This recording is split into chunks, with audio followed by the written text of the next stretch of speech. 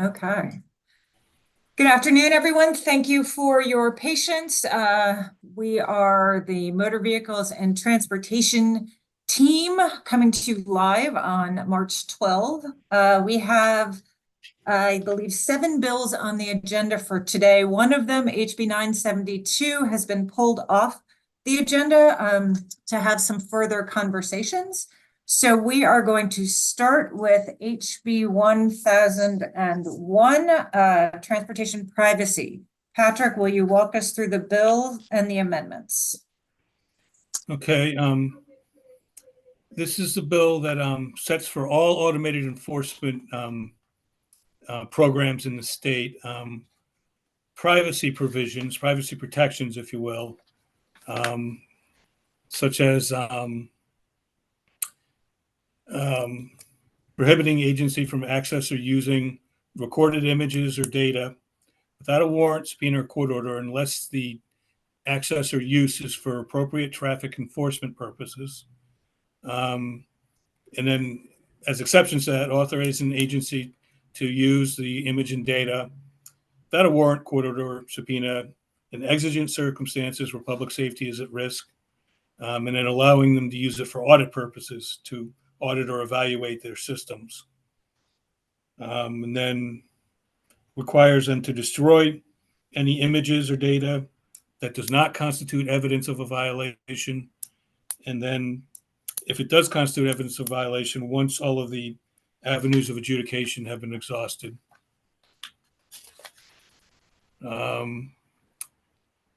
Requires agencies that do automated enforcement to establish procedures for the operation that identify the people who will be handling the information and data, establish an audit process to ensure that data is handled correctly, procedures and safeguard to ensure that only the right people have access to it and that they've been properly trained and screened, and procedures for the removal and destruction of data. Some provisions for the storage of the images and data, and requirements for the situation for the how the equipment is used and what information it captures, trying to minimize it as much as possible. And then the amendments apply it to bus lane monitoring systems, which was not in the original bill. Clarify some of the access language for access and use of data, and including and adding the 2 exceptions we just went through, and adds a catch-all provision for any future automated enforcement programs that this would apply to. And I think that's it. Did I miss something, Delegate? Thank you. No, not that's in there, but I also did have 2 additional amendments. One is in the procedures to make sure they have procedures to keep the data secure. And then on the storage piece, there was a section that says that the storage does not use and is not accessible by wireless networks. Even though that was on storage, I heard some concerns about law enforcement about that language. So to make them comfortable, I'm taking that language out. I don't think it loses anything on the bill, but I know that makes them comfortable. I did want to say one thing, because I know we have all heard a lot from the chiefs and sheriffs. So I want to walk you through the amendment that is in the bill right now. So if you'll recall, the chief that testified on behalf of the chiefs and sheriffs said that they were concerned that they could not, under the bill as it came in, they could not use it for law enforcement purposes. And it was limited only for traffic, the reason for which the data was collected. And that's a reasonable statement. So what I did is I put in language to address that says that they can access that with a warrant, subpoena, or court order. And then I also added, because I talked to some folks and heard their concern about exigent circumstances. So I put in language on exigent circumstances that says, you don't, that's a standard Fourth Amendment exception to the warrant. If it's an emergency, you don't have to get a warrant. So I put in that language. And the language that is in there right now is what Montgomery County does. So if there is a need for law enforcement to get access to speed camera or red light camera data, they will get a subpoena. They will get a court order. Takes about a day. It's a really easy and efficient process.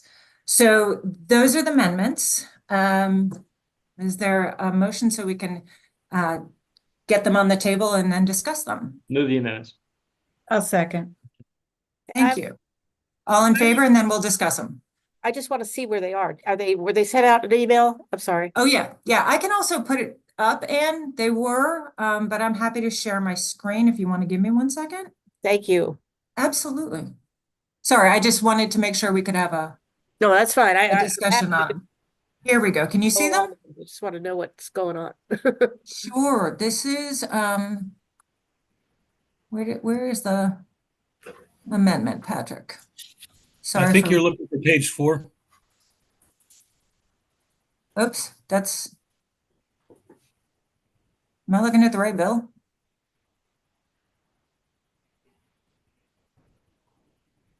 Am I looking at the right copy? Yeah, this is the right bill. This may not be the right copy.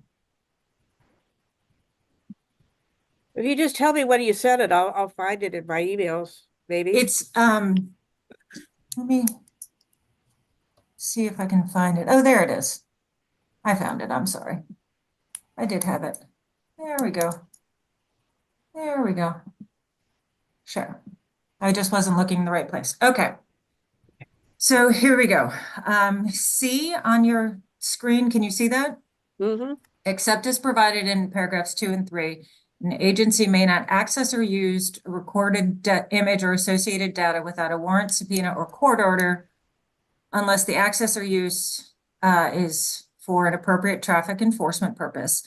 So that restricts it to, the reason for which it was gathered, which is the appropriate traffic enforcement purpose, or if they get it through a warrant, subpoena, or court order. And then the next sentence, subsection 2, is the exigent circumstances. Okay, so there's a motion and a second. All in favor of the amendments? Aye. Can't see everybody because I'm sharing. Anybody opposed? Aye. Sorry. Yeah. Okay, I think, because I can't see everybody. Patrick, do the amendments pass? I can't see. Can't tell. I think so. Yes, okay. So now let's open it up for further discussion. Delegate, I'm going to stop this right here. I see Delegate Guyton, Delegate Davis, and Delegate Stewart. So Delegate Guyton. Okay, thank you so much, Madam Chair, and thank you so much for explaining the amendments that you added and sort of where they came from. It sounded like that you had some conversations with the chiefs, and this is where you all ended up. As you know, because we've already discussed it, my county reached out to me yesterday and was concerned about the same piece. They did not give me a new amendment to introduce today, so I'm not going to do that. But just so everybody knows what they were asking for the word exigent to be replaced with legitimate law enforcement purpose. Do you want to address the difference between those and your feelings about that before we move on? So I just feel like I need to throw it out there for discussion. Sure, I can. Let's see other comments and then, or I can address that. Legitimate law enforcement purpose has a definition. Let me see if I can find that. I'm gonna have to go back through. Does anybody else have that? No, I don't have that. Hang on 1 second.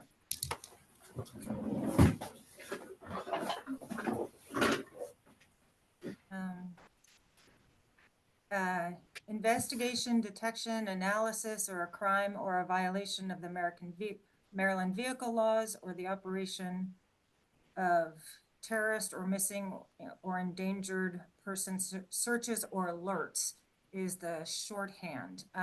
It is actually much broader than exigent circumstances. Exigent circumstances is a defined term under law. And right now, like I said, this is what Montgomery County does. And so I think that is the right approach. I think going to, other law enforcement purposes is just really broad. Delegate Davis? Madam Chair, I'd just like to thank you for your hard work on this.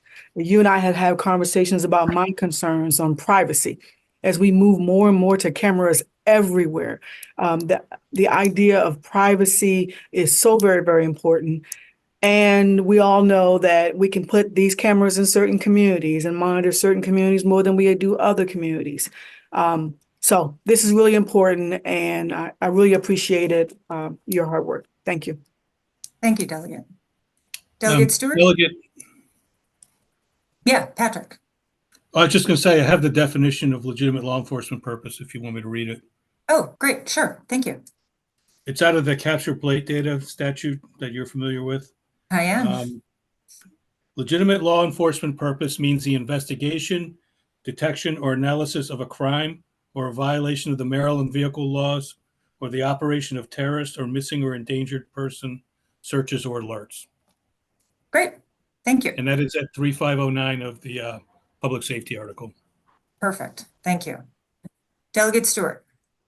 Thank you, Madam Chair. So as I discussed last time, my overriding concern here was that we protected privacy while also letting the police catch bad guys. And so with that, I really looked at the chiefs and sheriffs proposed language seriously when they sent that over to me.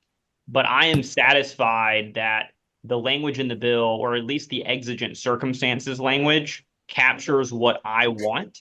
And the reason I think that is because I found a directive from the Maryland State Police. It's Directive 8100 dated June 2017. And the purpose was to establish a policy on the use of force by police officers. It's one of many of these directives that the state police uses that defines what exigent circumstances mean.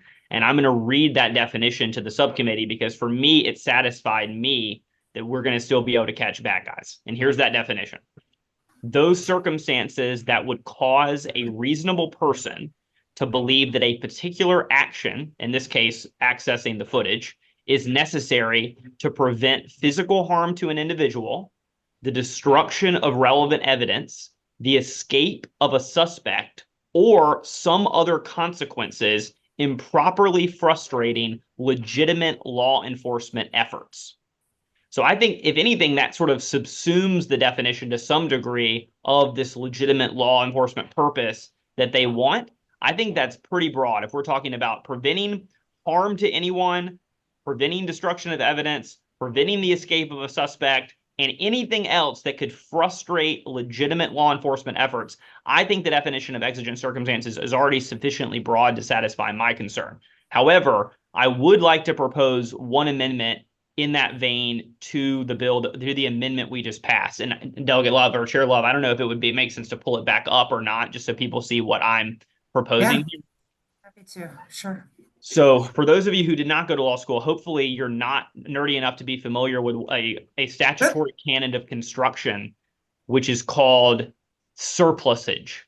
And the rule against surplusage is a statutory canon that says when statutes are read, usually by a court or other people trying to interpret the law, we should err on the side of assuming that if words are included, that there is a meaning for them and that they're not redundant. In other words, that any surplus is presumed to have meaning. And if you look at line 20 here, starting on line 20, and it says an agency may access and use a recorded image and associated data without a warrant, subpoena, or court order in exigent circumstances where public safety is at risk. I worry about the clause where public safety is at risk because I think a court would interpret that as actually having independent meaning outside of the definition of exigent circumstances. And as you guys can tell, based on the definition of exigent circumstances, we're already talking about public safety. That's the whole point of the exigent circumstances. But I think by adding that phrase, where public safety is at risk, we risk a court interpreting that to mean that only exigent circumstances where there's sort of broader risk to the public, like a bomb threat or something like that. So I think that we risk narrowing exigent circumstances in a way that I think would frustrate legitimate law enforcement purposes. So my recommendation would be to reject the Chiefs and Sheriffs Amendment, which I agree with the chair goes way too far. Keep exigent circumstances, which I think is already very, very broad, but where public safety is at risk, which I think is at best redundant and at worst could actually have unintended consequences. Okay, thank you. I don't know, procedure-wise, you didn't move that. That was a discussion. So should we continue discussing and then come back to that? I won't move it. Yeah, I mean, I'm not Okay. necessarily saying I'm right. You know, if people want to push back, you know, whatever, we can have the discussion first. Okay, thank you. Delegate Healy. Oh, thank you so much. And thank you, Delegate Stewart, because you kind of addressed a lot of my questions with your discussion. And I like, because I didn't know what exigent circumstances meant, you know, exactly. And I also agree with you that we don't need to have any modification of that. We don't need to modify those criteria, because they actually say what I think a lot of us intend to happen here.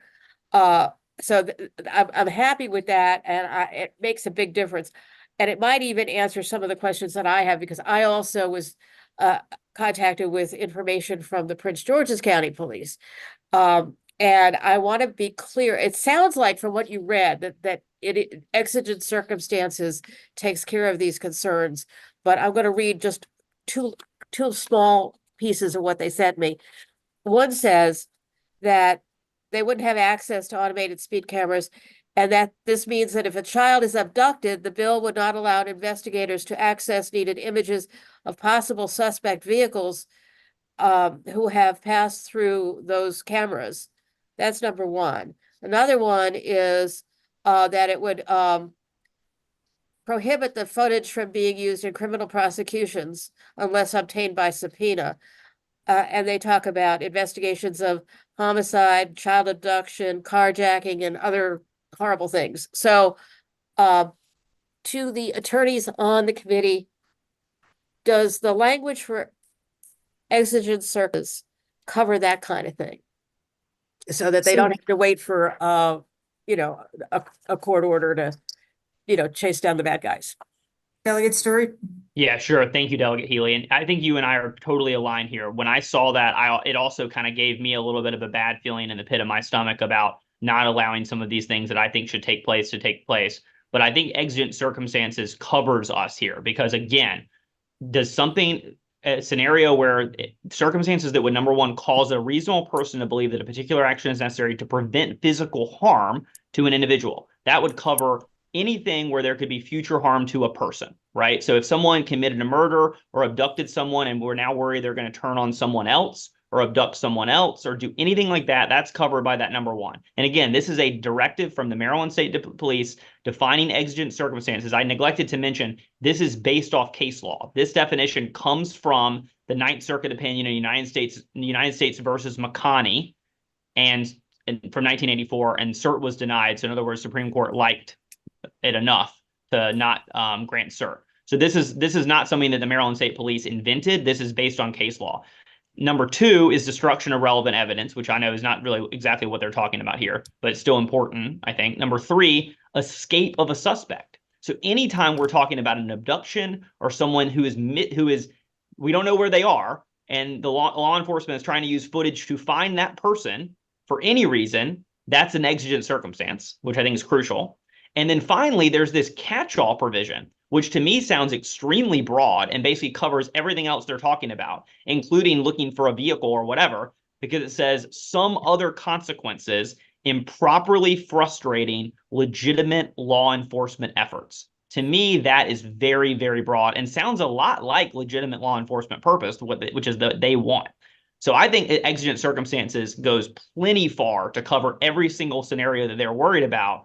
it's very broad. And it's very broad in case law, and it's very broad if any of our local police departments want to read the directives that they're receiving. Like, these directives are going to the local law enforcement agencies from the top, saying this is how you should define exigent circumstances. So I feel pretty confident that they're going to be able to use this data successfully in a way that still protects privacy, but still puts the bad guys away.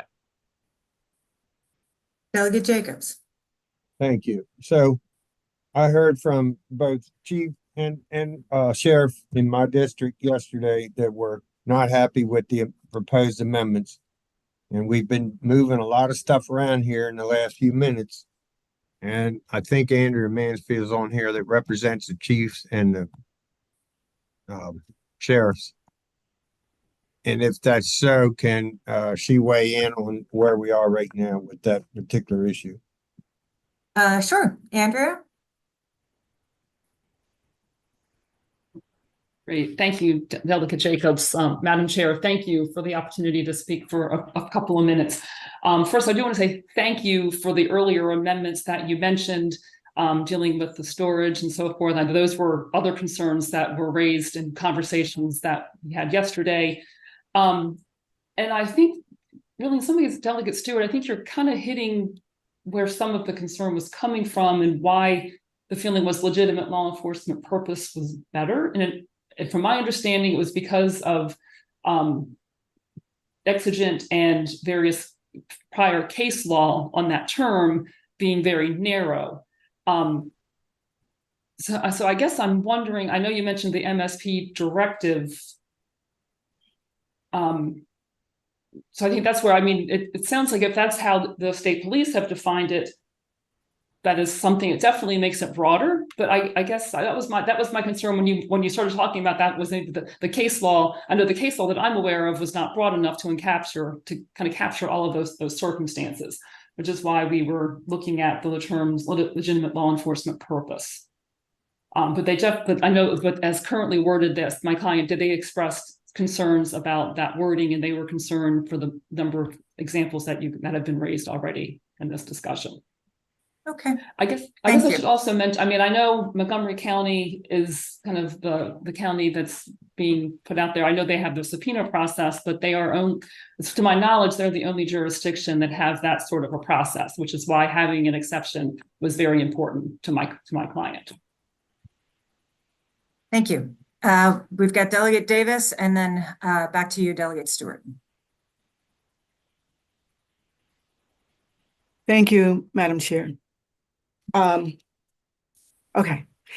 We've got to have balanced discussion here. So I think just hearing from the chiefs and sheriffs is not balanced. There's a whole another school of thought about privacy, and perhaps we should invite some ACLU people to give some balance. That's the first thing I want to say. So I disagree with Vaughn. As an attorney, we do it all the time. I believe that all of the exigent circumstances being related to personal safety is important. So I like the bill as written without the amendments. Thank you.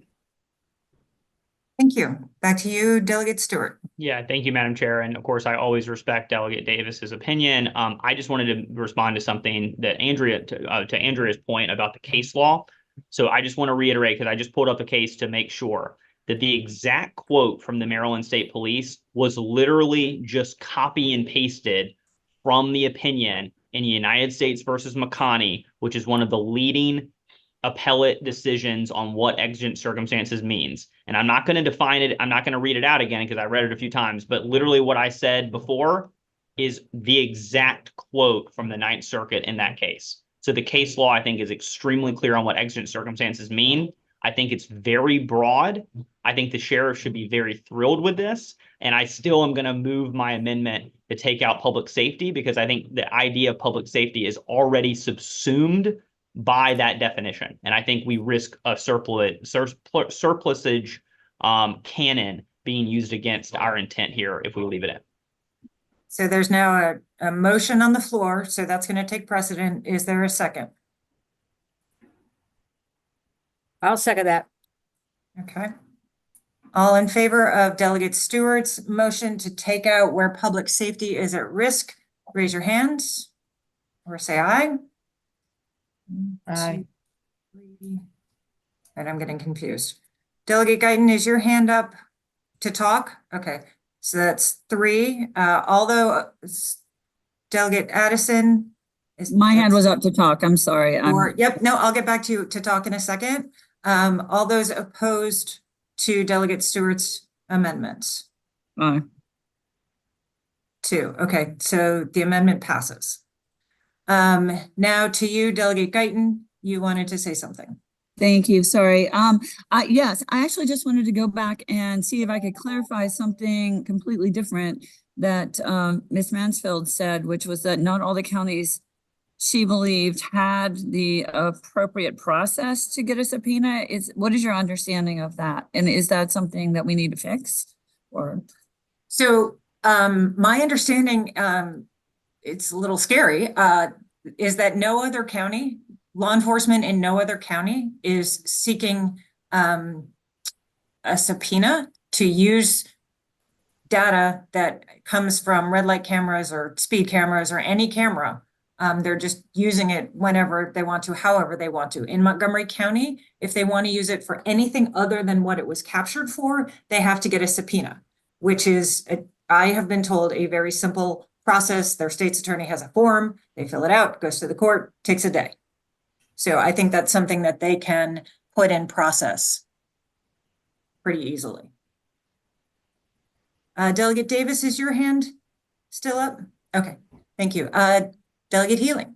Yes, thank you. Yeah, my hand is up again because after all of this discussion, it's a question, and I'm not promoting it or anything. I just have a question again to my attorney friends on the committee about whether there's a value in actually putting into the bill and putting into law this definition of exigent circumstances, so there's no mistaking what's being discussed, and without having to look up, federal case law and all that other stuff. If we make it part of the statute, it would be very clear. And I don't know if that's a good thing or not. So I'm asking a question. Yeah, Delegate Davis is shaking her head. Delegate Davis, you want to Delegate jump Davis, in? why didn't you go first this time? It's not needed, Anne. It's a term of art. And if it's a term of art, it's been well established. If you put it into the bill, everyone knows what it is. Well, the lawyers know what it is. Yeah, okay. Thank you. Delegate Addison. I'm with Delegate Haley. I am so confused because we have 2 lawyers. I'm not a lawyer, and I would like to read more about what it is that Vaughn said, and maybe both of them can explain and we can come, because I'm so confused right now. Okay, so let me just take a second. So right now, with the amendments, what it says is that the data from all of these automated enforcement cameras, units, can only be used for the reason that they were captured. Speed camera data for speed camera violation, for speed violations. Red light data for running a red light. Unless law enforcement gets a warrant, court order, or subpoena. So then if they want to say, look, we need this to catch, we're investigating this murder case and we think this is going to help us, they can get a subpoena. That's what's done in Montgomery County. So that's step 1. Step 2 is if there is an emergency type of situation, what's called exigent circumstances. And that's what Delegate Stewart read out, to catch a fleeing subject or, evidence is about to be destroyed. Then they don't have to get a subpoena or court order. Then they can get the data right away. Does that clear it up for you? Yeah? Okay, great. Delegate Ziegler. Thank you, Madam Chair. I just wanted to remember aloud that we heard in our committee an effort to have technicians rather than law enforcement review speed camera, red light camera evidence. So that just flashed in my head and just reminded me of the importance of this bill. Thank you. Delegate Morgan. Okay, back to being the non-lawyer. So if a speed camera or a red light camera picks us up, catches a criminal leaving the scene of a crime, robbery, shooting, whatever, can the information from the speed camera be used, or you gotta go get a warrant to get the information? I'm like So- Jackie, I'm really. Sure. Let me explain the way it was explained to me going through. So first of all, they only capture violations. Okay, Right. so that's the only thing these cameras capture. And so the way it works in Montgomery County is that law enforcement will ask, we're looking for a blue, Car. Chevy, whatever car that, did any of your cameras pick this up? And it can be done any one of two ways. They can just say, go get a subpoena, or they can say, give me a sec. All right, there may be an answer to what you have. You need to get a subpoena. In which case, law enforcement works with the state's attorney, goes to court, court says, yep, go get it. And then they go back to the unit that holds the data, and they get that information so they can use that in their solving the crime. If it's a fleeing suspect, then they don't have to do that step. They can say, hey, exigent circumstances, emergency, we need this information. Okay, you got it. Does that answer your question? Yeah, I'm getting there. Thank you. Sure. Okay. Delegate Addison and Delegate Ziegler, are your hands up for new questions or still? Okay. Delegate Healy and then Yeah, Delegate Guyton. Okay, this is my last question. And Okay.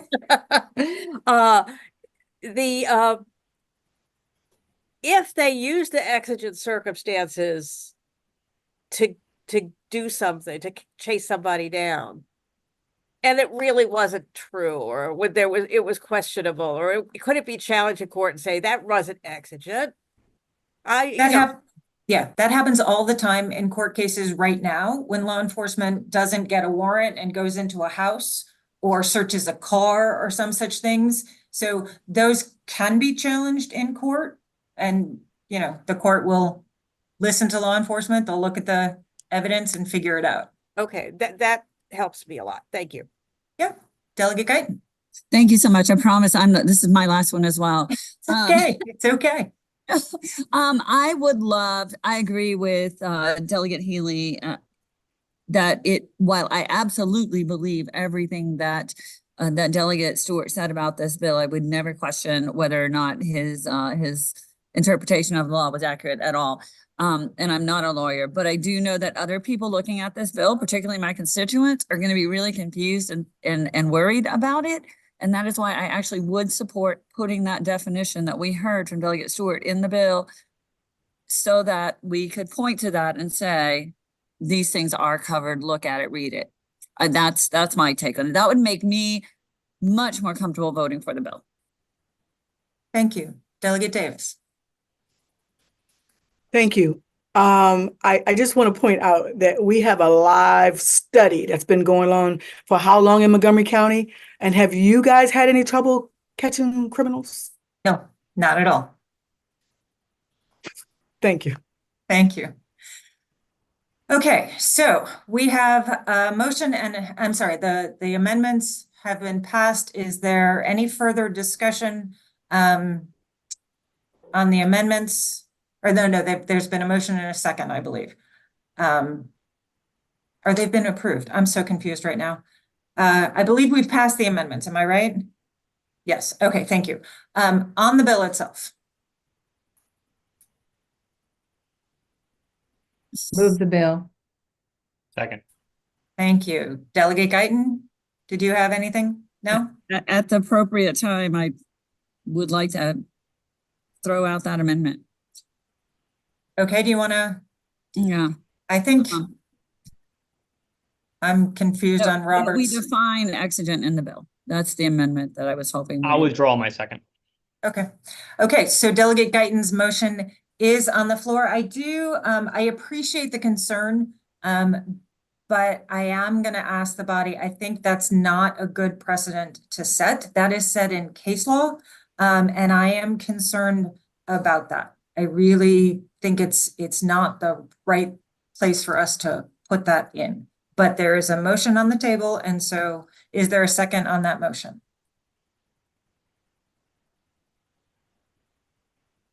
I tried. You did. You did.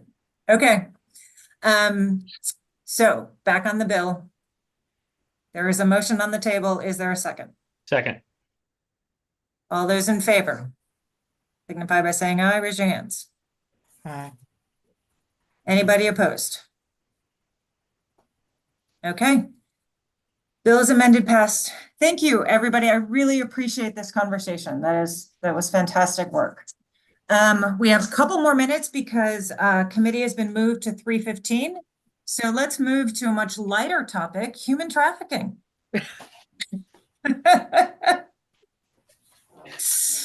So HB 148, Patrick, you want to lead us off, please? Yeah, if you can give me a second as I try to I get certainly can. organized here. Uh-oh, what did I just do? Okay, this is Delegate Ebersaw's human trafficking bill, which if you give me a second, oh, here we go. It requires MDOT, the bill requires MDOT to set up a training program for all sorts of transportation-related employees, including its employees, its new hires, taxi cab drivers, transportation network operators, otherwise Uber or Lyft drivers and the like, to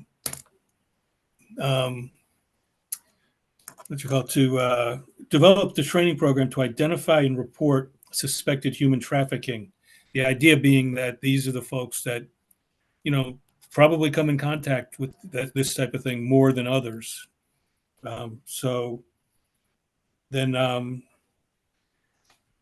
the training program would offer guidance to employees and the like, and all of those who are relevant to how to identify potential victims and protocols for reporting suspected human trafficking. And then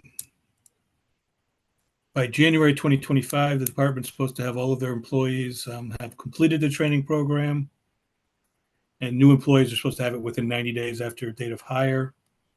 And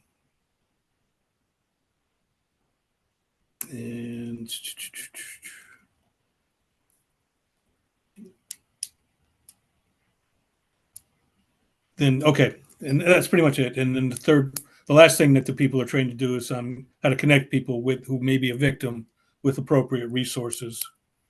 And then the department in their public areas are supposed to, to the extent practicable, require frequent public service announcements about the issue. The amendments to the bill strike Uber, Transportation Network, and cab drivers from the bill, which significantly lowers the fiscal note.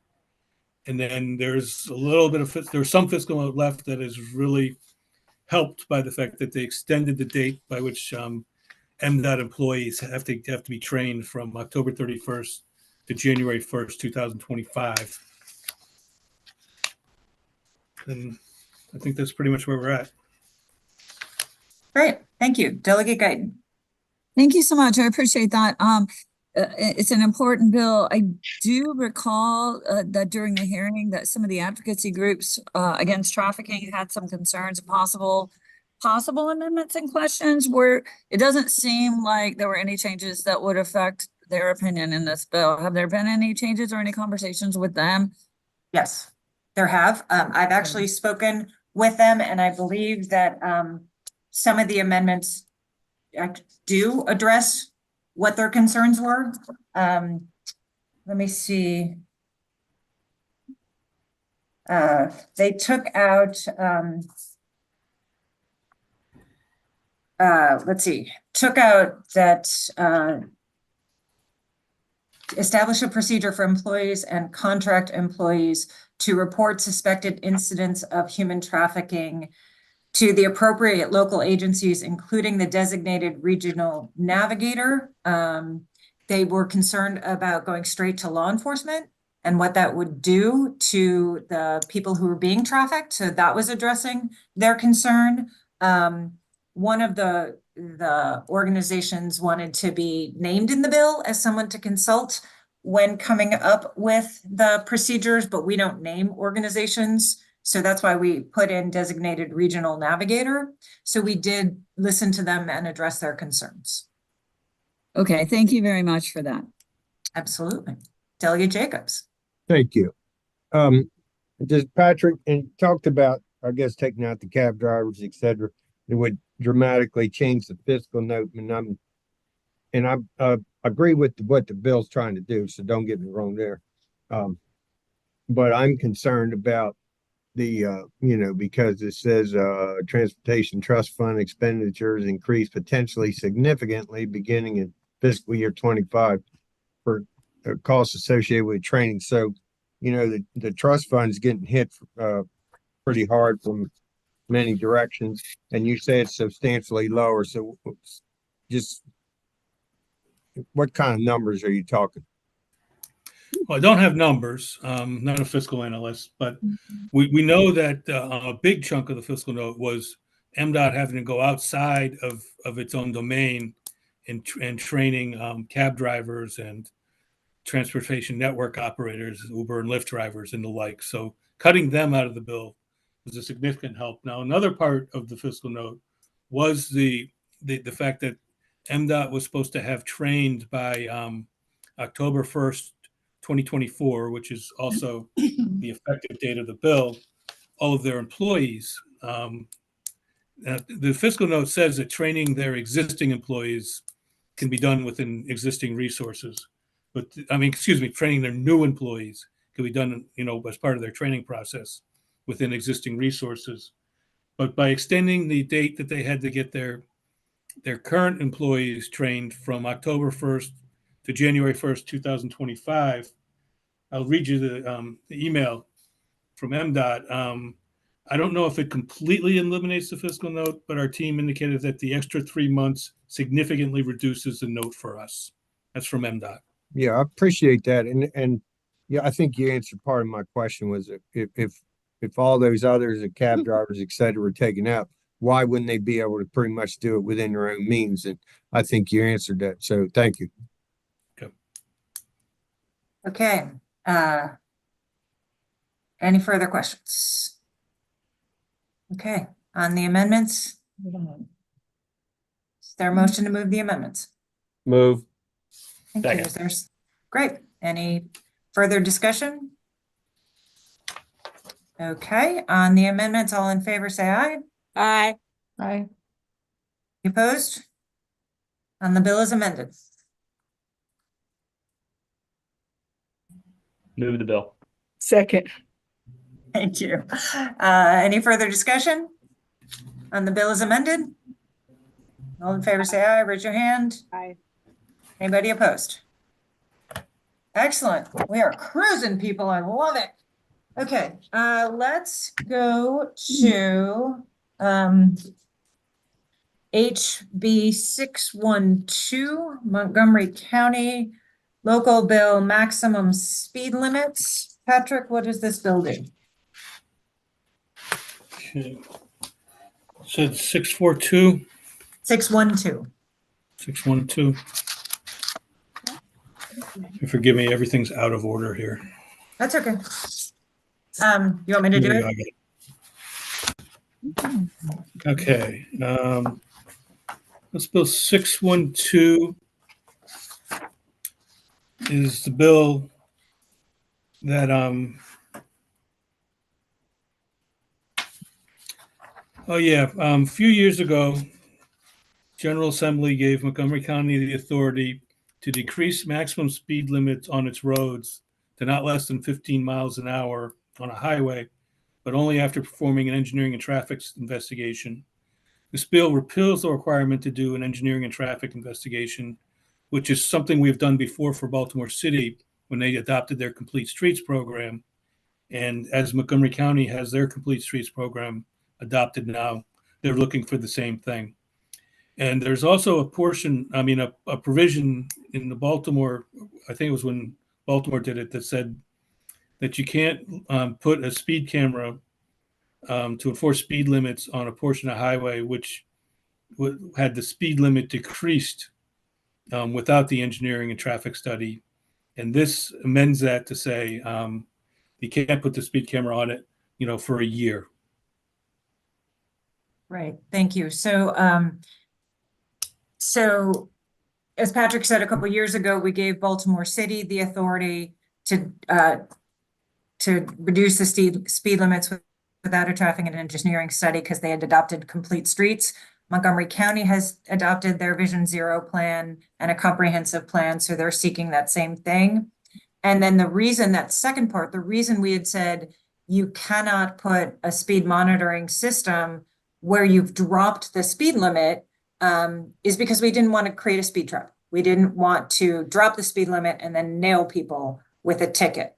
And so the discussion in delegation was, okay, you can give them a year, and you don't want to say they can never put on a traffic control device, a speed camera on that road, but give people a year to get used to that lower speed limit. So are there amendments on that, Patrick, or is that how the bill came in? The 1 year period piece was an amendment from the delegation. Oh. Okay, so is there? Move the amendment.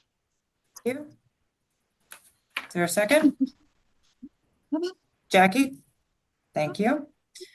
Any discussion on the amendment? Seeing none. Oh, hi, Pearl. All those in favor of the amendment, say aye, raise your hand. Anybody opposed? The amendment passes. On the bill as amended? Move the bill.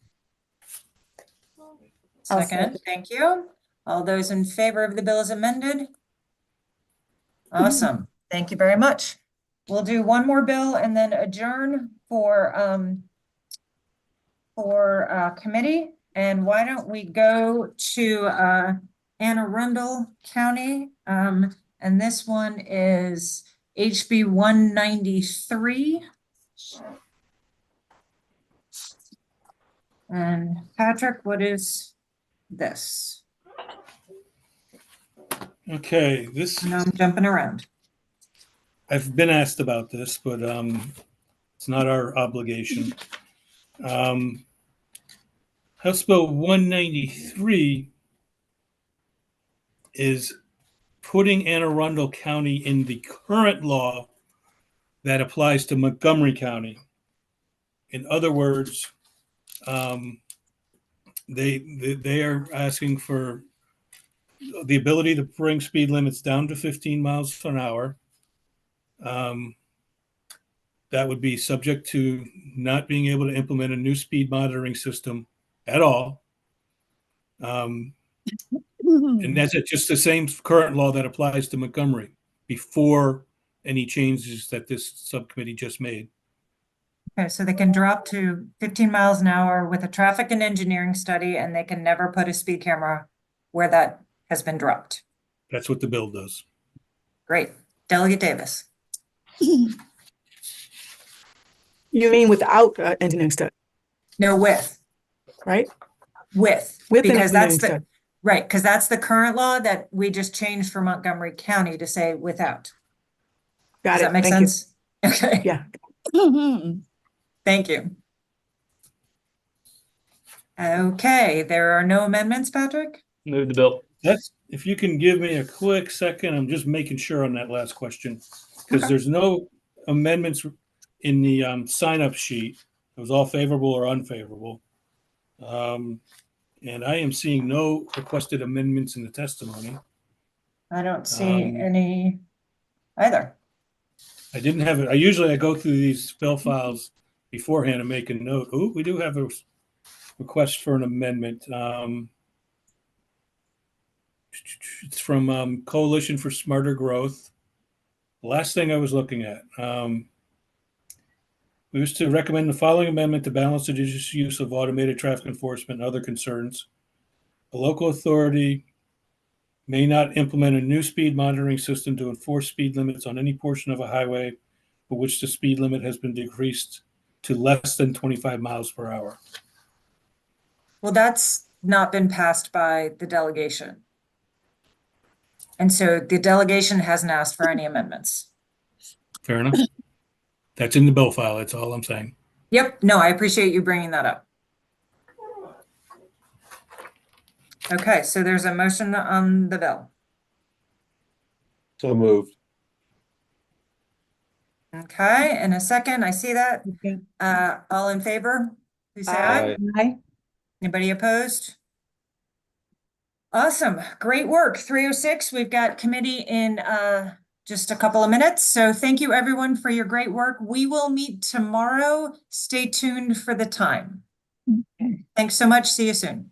Thank you. And there's no full committee tomorrow. Right.